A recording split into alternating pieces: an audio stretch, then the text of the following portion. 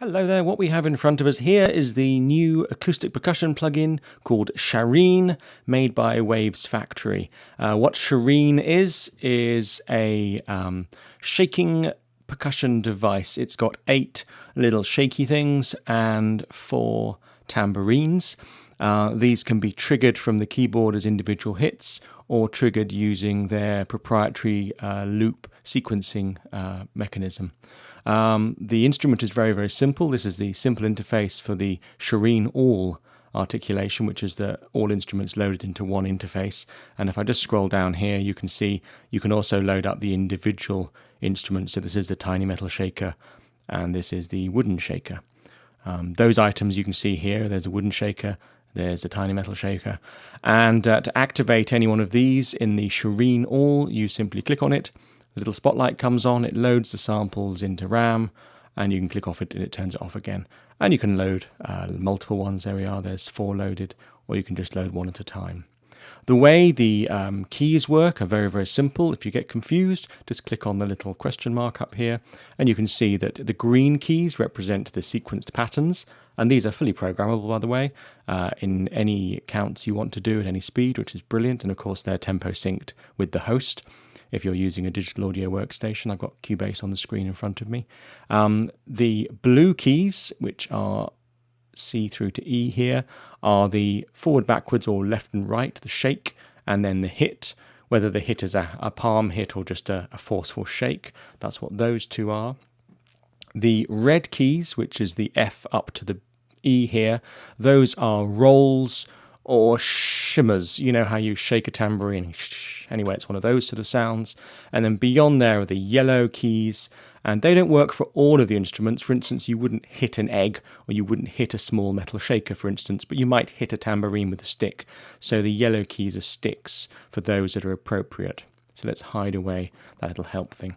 So the samples are all very nice. They're all multi-sampled, and they've got all sorts of nice trimming and stuff on them. And the sequencer is very handy.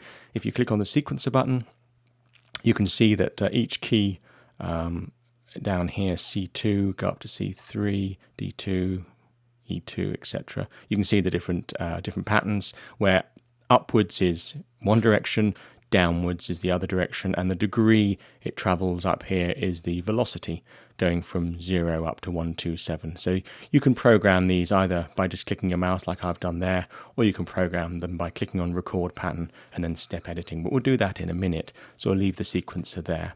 It's also got quite a nice little mixer where you can simply mix 3 microphones. There are close mics, mid mics, and far mics for each of the instruments. You can control the volume, you can turn them on and off, and you can control the width of the mid and far and the pan of the close, and each one can be assigned to a different output, so it's quite good for doing surround, if you want to do surround shakers.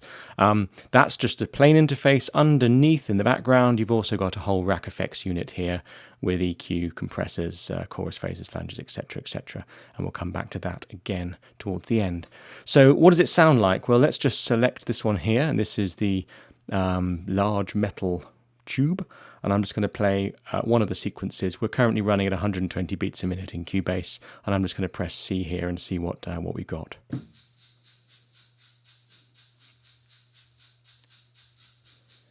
So there we are, we've got a little sequenced loop playing. There's the sequencer. So if I just press on that button, as it's playing, you can see the little white dot moving across as the sequence goes. Not a very inspiring loop, not a very inspiring pattern, but you can edit it by increasing, for instance, the shake velocities.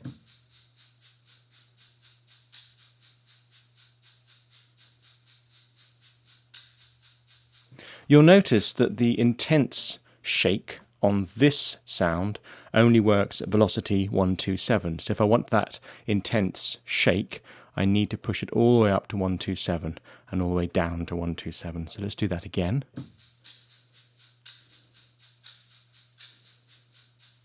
So you can hear there that gives it a little extra whip, which is great. And that pattern is now saved. I've edited it, and it's automatically saved within this patch. If I move on to the next key, which is D,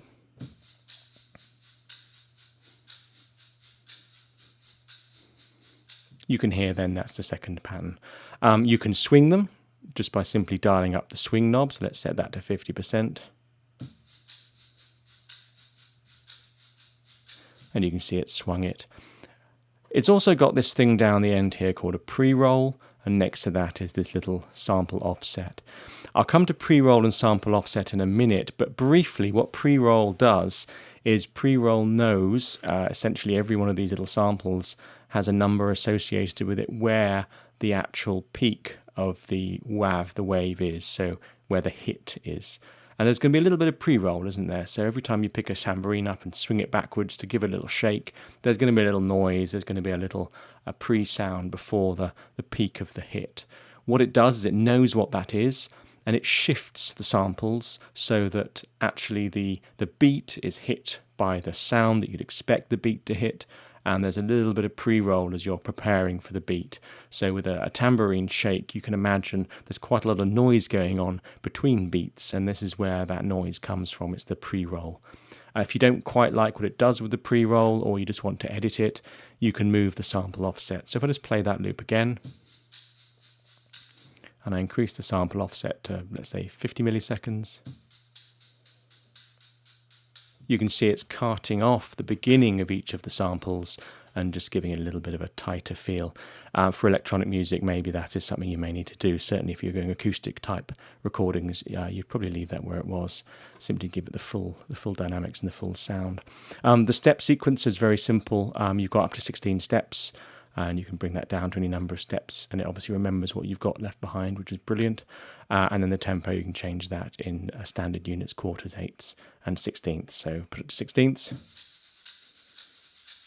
the whole thing speeds up, and down to quarters. You can see it slowed down. So it's a very simple little sequencer. It's not altogether complicated. If you click on the little button here, it wipes the sequence and flashes at you, and this allows you to record the pattern. And you record the pattern using the blue buttons, so the C, D, and E here. C being a left or down shake, D being a up or right shake, and then the E being a hit. The last time I tried this, there was a slight bug, and it wouldn't let me do the C. So let's see if it does it this time.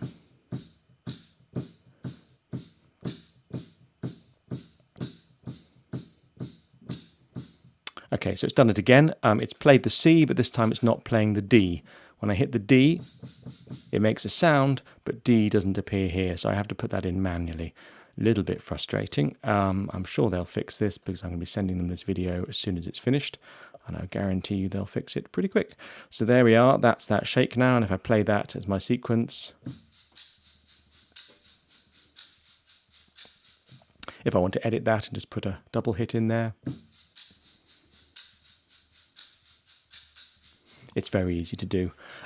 The subtlety between the up and down in a little metal box isn't particularly exciting, and to be honest, you could probably get away with putting them all up in the same direction without too much trouble, and you wouldn't notice it. So we're going to close down the sequencer and go to one of the other instruments, like a little tambourine here, and we're going to have a little play with a modern tambourine. So let's go back to the sequencer and play the same sequence with the tambourine. Have a little listen if I turn the pre-roll back on again.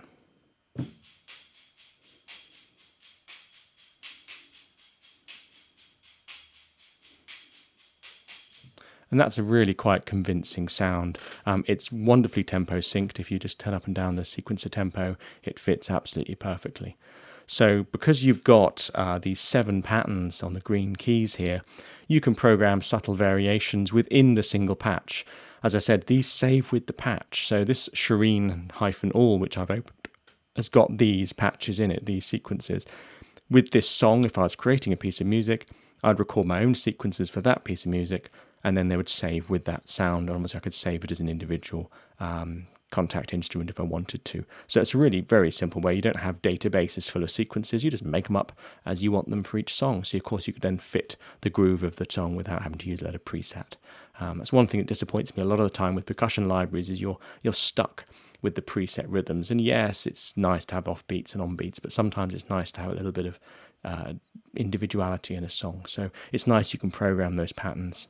And obviously you can change tempo between patterns. So if you trigger the C one here, I could have that running in 16ths, and the D I could have back in eighths. So it's a very, very clever way. It remembers what you've done. I can just click on the C again and then reset that back to an eighth if I want to. So that's the sequencer. Really, it's very simple. Hit the key you want to do, program it in, or use a mouse and program it in that way. You've got swing and all the other things as we expect. The mix is quite fun. Let's leave ourselves in that tambourine and just play with the blue keys. So we've got the three little sounds. The close mic is very close, and we can pan it. The mid mic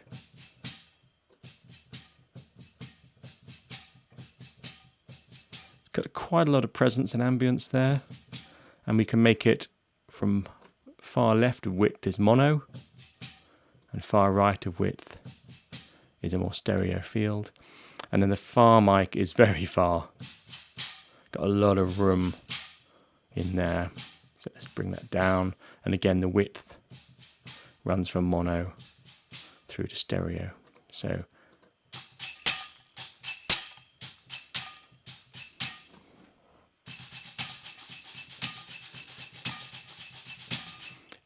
pretty good tambourine there. So let's turn that mixer off. So obviously having effects within a Kontakt instrument sometimes is a little bit strange, because of course if you're using a DAW like Cubase, it's got oodles of effects you can stuff onto your instruments. You don't have to worry about having your own effects, but it's quite nice sometimes. Tambourines like a little bit of reverb, and maybe the reverbs here are suitable for tambourines. So if you go to the rack effects, all the usual EQs, etc. Let's just turn on reverb and an EQ. You can change the orders. No, you can't. You can't change the orders of the reverb and the EQ. It'd be nice if you could, but the reverb's always on the end in this case. EQ, we can go to enhance. There's some presets there, and you can see it here. It's enhanced the bass, mid, and high frequencies. Whoa, that's pretty foul. Let's turn them down. And you can hear we've got a reverb going on here. We've got init, which is the initiating reverb, not the East London reverb. We've also got Cellar far away.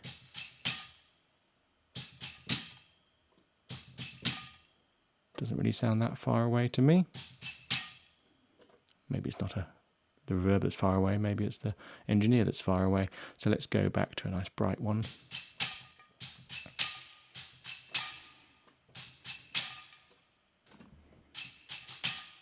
That's a nice bright reverb. So that's quite nice, and you've got compressors, limiters, and it will put the compressor, for some bizarre reason, on the end. There you are, swap them over. That's quite interesting. So that's the audio, click the buttons. Let's just get rid of all them. Let's put the reverb on first, and then the EQ. That's the order it goes. Okay, so now we know how to change the order. These buttons don't seem to do anything, which is a bit strange. So we've got EQ and reverb in one order, or you click on reverb first. So you click on EQ first and then reverb comes second. Okay, so you can change the order. That's quite nice. We'll leave it like that. Good.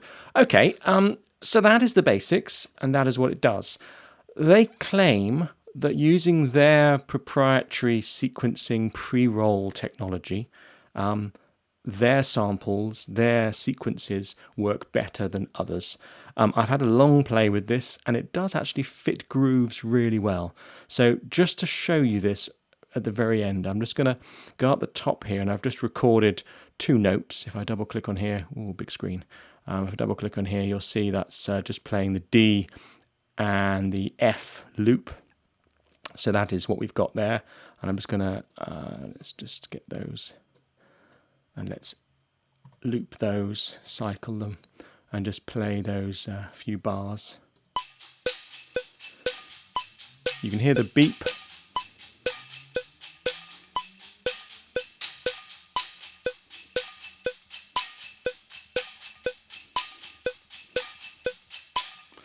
Okay, so that's got the pre-roll on. So if I right-click on this and choose to render it in place, it'll create a little WAV file. There we go. It's just plodding through there with the reverb in. So there we are. Now it's created a little WAV file based on the samples recorded from the thing above. So let's just close down Sharine now, zoom in a little bit onto this and let's see where the transients appear. So it claims it's got the pre-roll enabled, and you can see, yes, sure enough, here, where we've got a transient, it's done a little bit of pre-roll. If we go across to the next one, yep, it's got a bit of pre-roll there. There's a bit of pre-roll here on this transient. So it has actually done what it said on the tin. So let's just leave that open with that little pre-roll there, and we'll go back to the main window. I'll leave that one open. I'll re-enable that, and I'll render in place again, but I'll disable, let's go back into Sharine first, and I'll disable the pre-roll function. So if I disable the pre-roll function, it should record it without that pre-roll. It's doing autosave, that's just typical. There we are. So we go back into the sequencer, turn off the pre-roll, close down that, right click, render in place, and it will create a second WAV file above the first WAV file. And we can quickly have a look in there. And let's have a look at those transients. So there we are, that proof and all that. You can see that on those beats, third beats of the bar, etc., where you've got the sound starting, the transients are after the beat. The transients are not on the beat. So if you close that, actually just leave that one side of the window and open up the second one. You can't open two, of course, it's Cubase. You can't open two different WAV files in the same window. But if you see there, look, we've got the transient appearing on the beat, not before or after the beat. So clearly their pre-roll functioning does work. And in fact, if I play these two next to each other, if I pan one all the way to the left and pan the other all the way to the right, you should hear in your ears as I play this that they're slightly out of sync.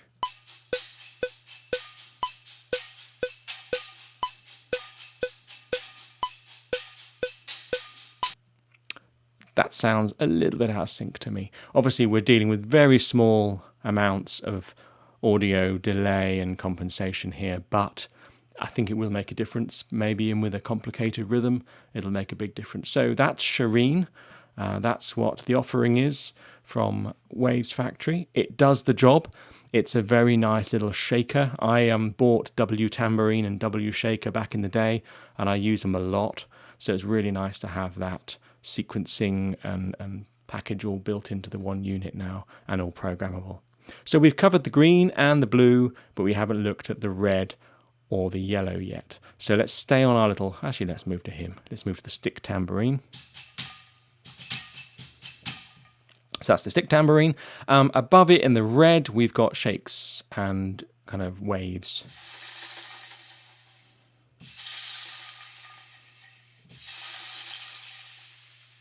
All of slightly different lengths.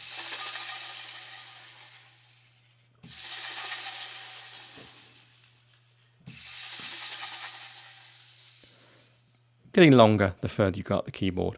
So they're very useful because if you can stop them dead in their tracks, which is really useful to have. There's no weird hanging out afterwards. You've taken your finger off the button. So that's really nice to have, so you can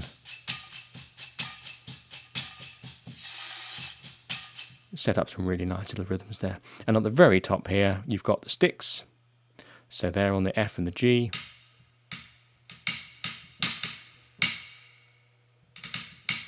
And you can hear the sticks hitting the plastic frame of that tambourine. So that is Sharine. That is the full setup. If you just go down, I'm just going to very quickly load up the tiny shaker. You can load each of these individually if you wanted to. They do exactly the same as the full one. So you've got the full sequence.